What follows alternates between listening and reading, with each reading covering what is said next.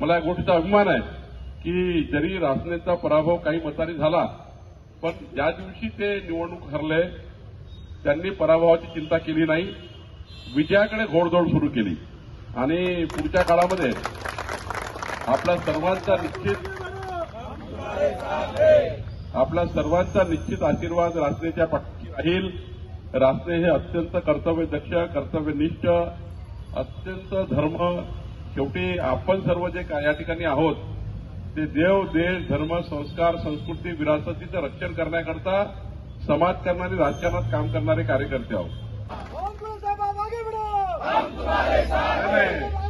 आता तो दिवस नाही, रासने आगे बढ़वाना दिवस आहे। हेमंत भाऊ तुम आगे बढ़ो, हम तुम्हारे साथ हैं। आगे बढ़ो, हम तुम्हारे साथ हैं। आगे बढ़ो। हा 16 संपल्यानंतर प्रसादाची व्यवस्था रासनेची करणार आहे, काळजी करू नका। काल भारतीय जनता पार्टीचे महाराष्ट्राचे अध्यक्ष बावनकुळेंनी वक्तव्य केलं की रासनेंना परत आम्ही उमेदवारी देऊ। तो त्यांच्या पक्षाचा प्रश्न आहे आणि ते देऊ शकतात, कारण शेवटी त्यांचा पक्ष आणि ते अध्यक्ष जे बोलणार तेच होणार आहे। त्यामुळे रासने जरी निवडणुकीला उभे राहिले तरी शेवटी लोकशाहीच्या दरबारात त्यांना मला दोघांना जायचं आहे। जनतेला गृहीत धरून कुठलीही कामं होत नाहीत।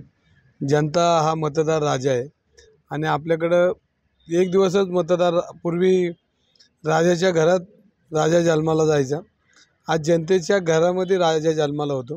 तर मतदार राजांना गृहीत धरून कोणी गृहीत धरत असेल तर तो त्यांचा भाग आहे, पण येणारा काळ सांगेल की कोण निवडून येणार, कोण हारणार। जनतेला गृहीत धरतात असं म्हणायचं का? बावनकुळे दिसणार का? नाही, कोणी येऊ दे, लढायचं नाही आपल्याला, तुम्ही तयारी नाही? आम्ही आत्ताही लगेच। लोकसभेला कोण असेल? पक्षाने ठरवलं तर कोणी बी, मग उद्या मला की विधानसभा? कुठली बी निवडणूक आला कुठली बी लढू शकतो ना आपण। राजकारणातील प्रत्येक अचूक बातमीचे सर्वात आधी अपडेट्स मिळवण्यासाठी सरकारनामाच्या सर्व सोशल मीडिया प्लॅटफॉर्मला लाईक, फॉलो आणि सबस्क्राईब करा। तसंच सर्व नोटिफिकेशनसाठी बेल आयकॉन प्रेस करायला विसरू नका।